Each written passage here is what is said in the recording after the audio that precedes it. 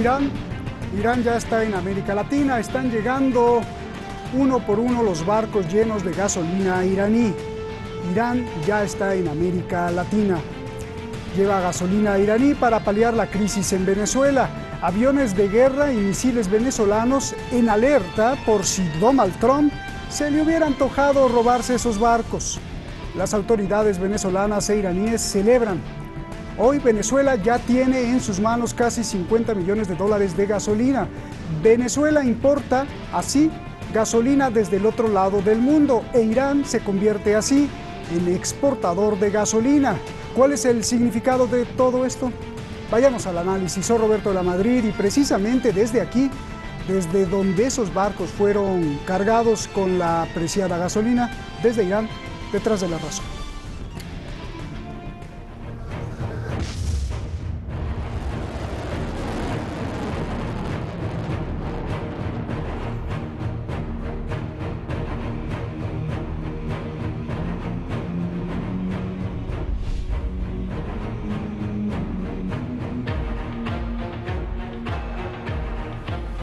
De máxima precisión para la defensa de las aguas y las costas de Venezuela.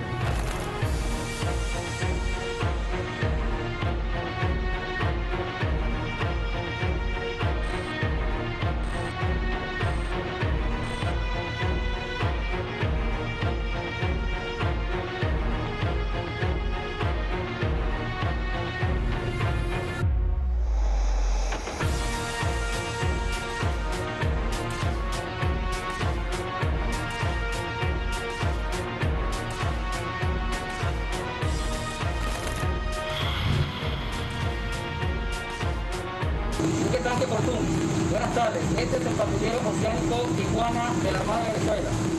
Nos encontramos a 60 millas náuticas de nuestras aguas jurisdiccionales. Vamos a proceder a hacerle acompañamiento.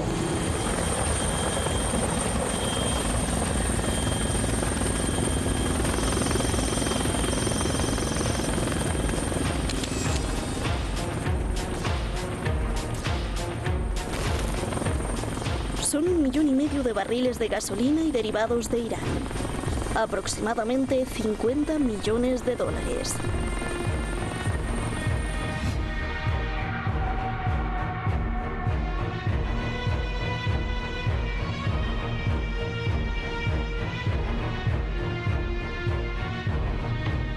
La televisión estatal de Venezuela, BTV, reproduce incluso el himno nacional de Irán.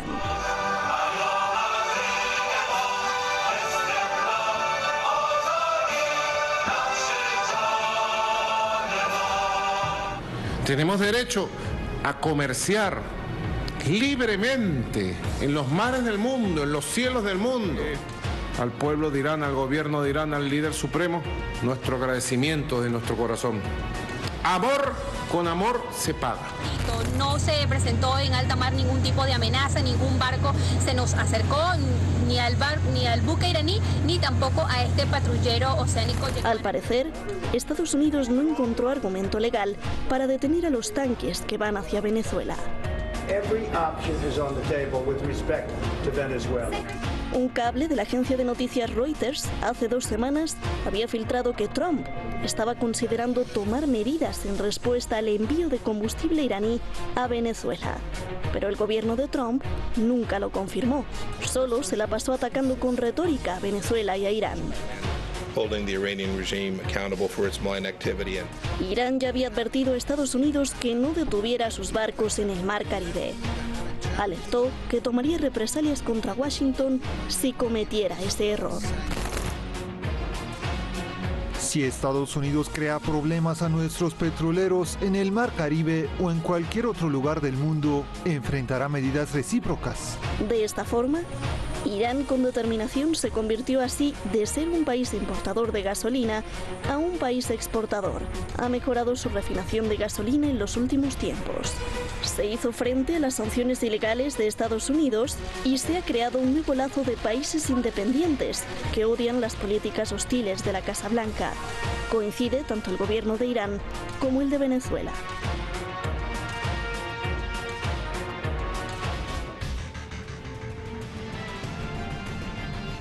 Muchísimas gracias al equipo de Detrás de la Razón, muchísimas gracias a usted por estar con nosotros, caray. En la semana pasada nos bajaron 3 programas, pero gracias, esto demuestra que la unión hace la fuerza. Protestamos, yo apelé y ustedes con su apoyo, pues YouTube nos regresó los programas. Muchísimas gracias. Y gracias también, como decía, al equipo Detrás de la Razón. Tengo un mensaje, se le ha invitado al periodista venezolano Mario Silva, ultradefensor del chavismo y del presidente Maduro. Se le ha invitado a este programa varias veces, aquí a Detrás de la Razón. Yo mismo lo he invitado, la última vez hace unos días, el propio director general de Hispan TV invitó a Mario Silva, pero pues no ha querido estar en un debate. Se me hace un poco extraño, sería indispensable y muy enriquecedor, pero bueno, lástima. Quienes sí están aquí son los maestros. Layos Asdí, usted lo conoce muy bien, analista político allá en Puerto Rico. Layos, es un placer. Luis Torres, gracias. Periodista en Madrid, un gran analista que sabe prácticamente todo lo que pasa a nivel sociológico, económico y político en el mundo. A ellos sí no les da miedo. Ayúdenme, por favor, a los dos. Hay muchas preguntas y muy poco tiempo. Luis, comienzo contigo. ¿Por qué Estados Unidos no detuvo los barcos iraníes? ¿Tuvieron miedo? O más bien, ¿qué argumentos tenía Estados Unidos para detener a los barcos iraníes? Por favor, Luis. Muy buenas, Roberto. Un placer estar aquí, como siempre, y empezar con esta pregunta que es realmente fantástica. ¿Por qué Estados Unidos no ha hecho nada? Estados Unidos no ha hecho nada precisamente por miedo. ¿Qué es lo que ha pasado en las últimas décadas? Es decir, estos hechos que se acaban de narrar no se alejan de la dinámica habitual de Estados Unidos, que es la de intentar derrotar a los estados que son díscolos a su orden internacional. En este caso, Venezuela e Irán. Ambos son 2 estados en el punto de mira permanente de Estados Unidos. ¿Cómo lo está haciendo la administración Trump? Lo hace a través de la política de la máxima presión, que básicamente consiste en guerra económica más retórica agresiva, con el objetivo de intentar doblegar a los países para forzar una negociación favorable a los intereses de Washington. No obstante, lo que ha ocurrido, el hecho de que el petrolero iraní haya llegado a Venezuela, lo que está demostrando es la debilidad en el plano internacional de Estados Unidos, y se demuestra de 2 maneras. Una, la política de máxima presión en los 4 años de administración Trump no ha funcionado con ninguno de los países en los que se ha aplicado, ni en Corea del Norte, ni en Irán, ni en Venezuela. Por otro lado, ¿cómo ha impuesto en décadas recientes Estados Unidos su orden a los estados díscolos a sus intereses? Normalmente a través de la fuerza militar. Tenemos los casos de Afganistán, de Irak, de Libia, de Siria. ¿Por qué este cambio? ¿Por qué Estados Unidos no se atreve ni siquiera a frenar un buque iraní en aguas internacionales? Porque Estados Unidos es consciente de que no puede abrir más teatros de operaciones, porque es consciente del incremento de su debilidad internacional que se ve con que cada vez hay más estados que cuestionan el orden estadounidense. Y por último, se ve que Estados Unidos lo que pretende es tratar de concentrar sus fuerzas en el área de Asia-Pacífico ante el auge de un nuevo hegemón internacional, que es China. Es decir, lo que ha sucedido, todos son síntomas de un incremento paulatino de la debilidad estadounidense, que en otros tiempos habría respondido a esto con la fuerza militar. Bien. Layos, a ver, ¿qué argumentos tenía Estados Unidos para detener a los barcos iraníes? Bueno, es parte de su política de extraterritorialidad, al imponer sanciones unilaterales, que las ha impuesto estrangulantes contra Irán, contra Venezuela, pues sus amenazas eran para ver si amedrentaban, intimidaban, por ejemplo, a Irán a que diese media vuelta con sus 5 petroleros, llevando combustible muy necesitado por la economía venezolana, pero no logró ese objetivo. Es parte de su política lo que yo llamaría su guerra híbrida contra Irán, bloqueo económico. Pero no tenía argumentos legales, ¿verdad, Layos? O sea, no había un argumento legal. No, porque realmente no tiene ningún mandato de la ONU, que ese habría sido un argumento de derecho internacional, pero no lo tiene. Rusia y China, miembros permanentes del Consejo de Seguridad de la ONU, no le hubieran permitido eso. Y Estados Unidos, pues, pasa las leyes que quiere, pero esas leyes tienen que terminar, pues, donde ya está su bandera, o sea, sus orillas, ¿no? Pero ya otra cosa es intervenir en alta mar con un bloqueo naval, que es un acto de guerra, es un casus belli, ya es más complicado.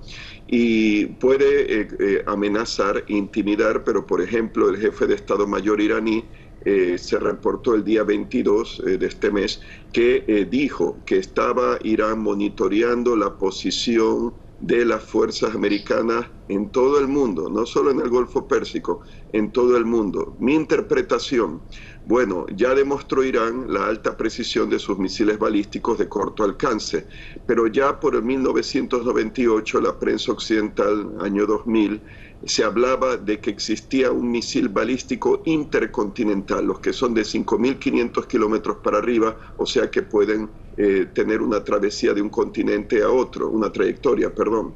Entonces se ha hablado del Shahab 6, que sería pues la evolución de otros misiles, Shahab 1, 2, 3, 4, que el alcance iba aumentando paulatinamente. Shahab 5 era un misil de alcance intermedio con 4.000 kilómetros creo que máximo de alcance. Shahab 6 se le atribuía hasta 10.000 kilómetros de alcance, 8.000 a 10.000. Y se ha especulado, y yo estaría sospechando que desde el año 2000 Irán habría desarrollado un Shahab 7, que en base a tecnologías de colaboración conjunta con Corea del Norte podría tener incluso un alcance máximo de 15.000 kilómetros, claro, con una ojiva ligera como de 100 kilogramos nada más, pero con capacidad de llegar muy lejos y con apoyo de detección por satélite, que sería la especulación dada por Rusia y por China: navegación por satélite para alta precisión, localización del objetivo, como decir, en realidad que está ocurriendo en ese momento, ahora se me escapa el término, y al mismo tiempo alta precisión de la localización por satélite. Bien. Alta precisión de impactar en el blanco, como de 1 a 5 metros de error circular probable, al menos eso con los misiles balísticos de corto alcance, lo cual le daría una capacidad de impacto no solo contra blancos terrestres, pero blancos marítimos, incluyendo portaaviones, y como digo, intercontinental. Así que, claro, el argumento del jefe de Estado Mayor iraní habría sido que si sus petroleros son interceptados, son agredidos, Irán se reserva el derecho a intervenir no ya solo en el Golfo Pérsico, pero en otros lugares también con esa capacidad tecnológica. Y el último punto que quiero añadir, no es solo Irán, no es solo Venezuela, está China, ya lo dije, está Rusia, y como dijo el compañero, pues hay una guerra fría en ciernes con China, entre China y una disputa entre China y Estados Unidos. Los chinos hablan de una guerra fría entre China y Estados Unidos. Yo considero que hay una guerra fría ya entre Rusia y Estados Unidos. Y la última cosa, han habido 3 aviones americanos que se han estrellado en los últimos días. Un informe de una página, un portal ruso, dice que podría ser una nueva arma de guerra electrónica que estaría operando desde la base de inteligencia de señales en Lourdes, al este de La Habana, en Cuba, que al parecer Cuba le ha permitido a Rusia volverla a tener, que lo tuvo durante la Primera Guerra Fría la Unión Soviética, y Putin pues lo cerró en 2002, parece que lo han recuperado, y que sería presuntamente un arma de guerra electrónica que habría fastidiado los sistemas de navegación de la aviónica electrónica, la electrónica de los aviones, de un F-35, de un F-22, los 2 aviones de quinta generación invisibles al radar, volando de una base en la Florida, y probablemente también, digo yo, de un avión no tripulado Reaper MK-9 que se estrelló en Texas misteriosamente el día 14 de mayo. El día 15 de mayo se estrelló el F-22, que es Casa Superior de Aérea invisible al radar, y el día 16 creo que fue, se estrelló el F-35, que cada avión cuesta como 89 millones de dólares.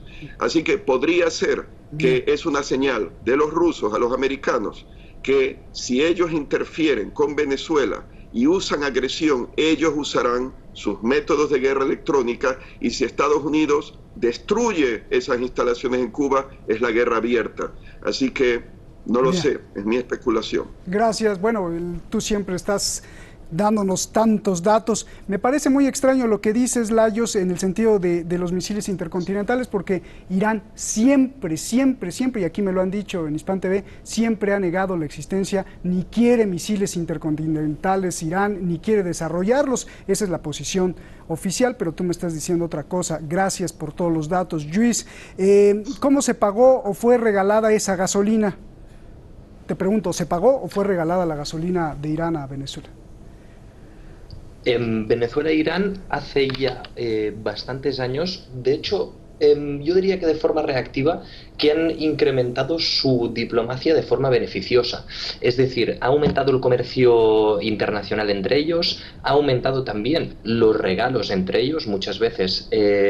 No recuerdo cuándo fue la última ocasión, pero me parece que ya ha habido intercambios de productos armamentísticos. Respecto al caso concreto, no sé si ha sido regalada o ha sido comprada, pero no me extraña porque además ha habido declaraciones por parte de los dos regímenes. Quiero decir, no me extrañaría que fuera un regalo, porque ha habido declaraciones, digamos, elogiando este incremento de la diplomacia beneficiosa entre ambos países. Como decía, un efecto contraproducente desde la perspectiva de Washington de su política de máxima presión, porque lo que está haciendo Washington intentando ahogar a los estados díscolos a sus intereses es precisamente que estos estados cada vez tengan más relación entre sí para ofrecer resistencia a Washington.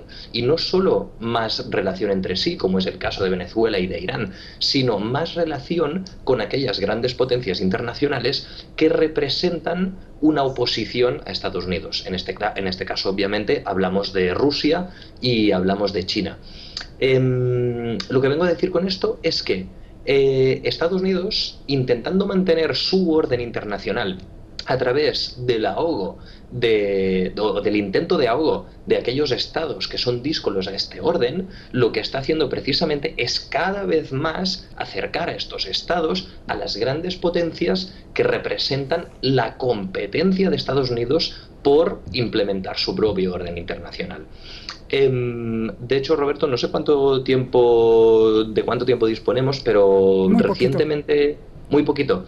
Bueno, muy rápido, por si la gente que nos ve lo quiere buscar, recientemente se han publicado muchos artículos sobre una cosa que se llama la teoría del ciclo de poder, que analiza cómo a lo largo de la historia las grandes potencias pues siguen un mismo ciclo, ¿no? Digamos, un ciclo de auge y decadencia, que normalmente se solapa con el auge de la gran potencia que sustituirá a la que estaba dominando hasta el momento.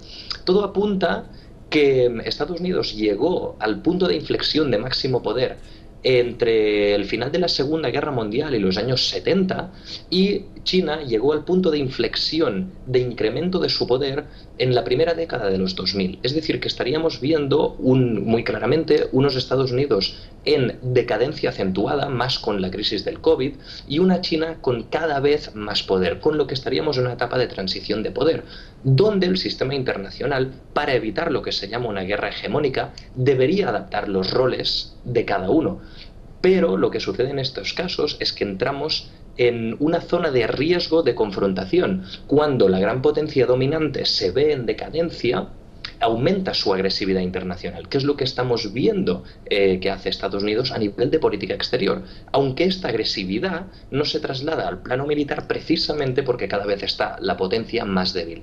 Mientras que el rol de China en el espacio internacional cada vez es más acentuado, sobre todo en el plano económico y diplomático. Bien. Layos, a ver, ¿por qué Irán con 40 años de sanciones económicas y de tecnología, porque sancionaron también la tecnología a Irán, no le permitían transferir nada, las sanciones más fuertes en la historia para un país contra Irán, pues ¿por qué pudo independizar su ciencia para tener sus propias refinerías para producir gasolina, pero Venezuela no? Bueno, el caso de Irán se puede decir que porque está, me imagino, más cerca de aliados como Rusia y de la China, tiene esa flexibilidad de poder contar pues con su proximidad, y no solamente ya para cuestiones de recibir ayuda, conocimiento, pero también actividades comerciales en el mismo vecindario. Se ha estado hablando de que, bueno, tiene pues sus relaciones comerciales aún con las sanciones con la India, que le sigue comprando petróleo. Se decía que había dejado de comprarle, después que le compra, lo mismo la China. En cambio, Venezuela está más apartada, está más aislada y claro, más si recibe un vacío por parte de sus vecinos, el llamado Grupo de Lima, eso dificulta realmente su capacidad, digamos que, de adaptación en estas circunstancias de un bloqueo. También podría ser, ¿por qué no, a tu pregunta, capacidades técnicas, etcétera?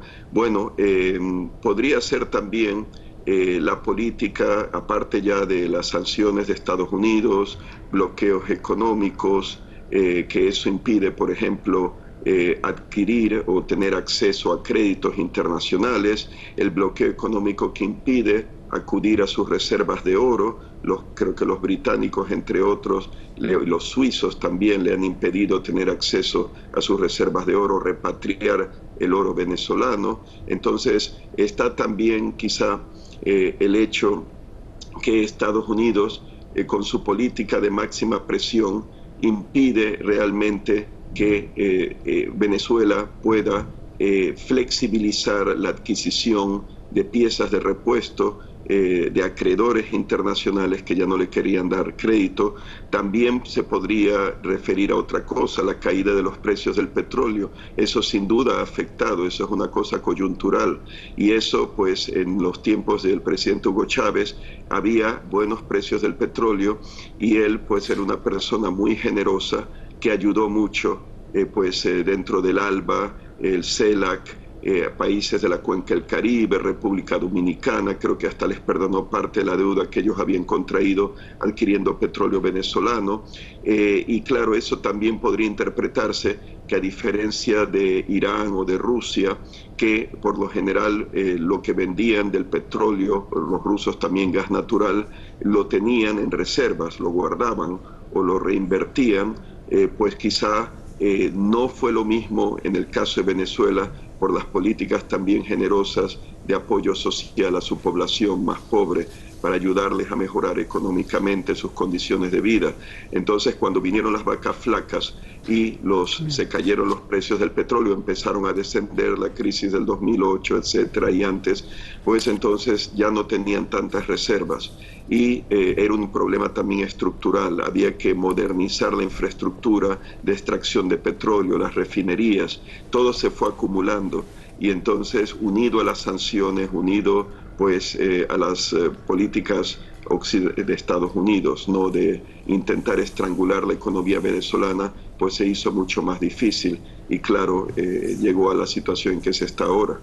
Qué bien lo explicas, Lajos, porque la lección la deberían de aprender todos los países, ¿no?, sobre todo de América Latina. Invertir en ciencia es verdaderamente importante para ser autosuficientes e independientes. Muchísimas gracias a los dos, excelente como siempre los dos, maestros de la información. Lajos, un abrazo grande, sabes que te aprecio. Luis, igualmente. Gracias, cuídense mucho. Mientras todo esto sucede, las víctimas por el coronavirus siguen aumentando. Van rumbo ya a las 6 millones de personas contagiadas en el planeta. La pandemia parece disminuir en Europa, ya hacía pasando la estafeta al continente americano. Estados Unidos fue primero y ahora América Latina. Este es un mensaje para todos los hermanos latinos, para mi país, México, por favor, que me llegan muchas cartas, bueno, más bien mensajes preocupados allá en México, y para todos los países, por favor, este es mi consejo muy humilde. 1, no entren en miedo, suceda lo que suceda, el miedo disminuye las defensas del cuerpo y eso hace que uno sea más débil y propenso a enfermarse. El miedo provoca ofensas y división entre la sociedad. No miedo, por favor, mire, se lo suplico. ¿Y cómo me va a decir usted? Oiga, eso es muy difícil. Bueno, no. Agradézcale a la vida todo lo que usted pueda. Diario, levántese, acuéstese en la comida, agradézcale a la vida, al universo, a Dios, o como usted le quiera llamar a ese gran poder, agradézcale todo lo bueno que le ha dado. Recuerde que hay mucha gente que está en este momento sufriendo miles de veces más que usted, como a la gente que le caen misiles del cielo, por ejemplo, o la hambruna en Yemen. Entonces, 1, no miedo. 2, Proteja a las personas mayores y proteja a las personas que tienen cualquier enfermedad. Ellos sí son los que están en riesgo. A usted quizá no le pase nada, porque está fuerte, porque está joven, pero los que están enfermos, sí, o grandes de edad, también protéjalos, por favor. Y recuerde, nada de miedo.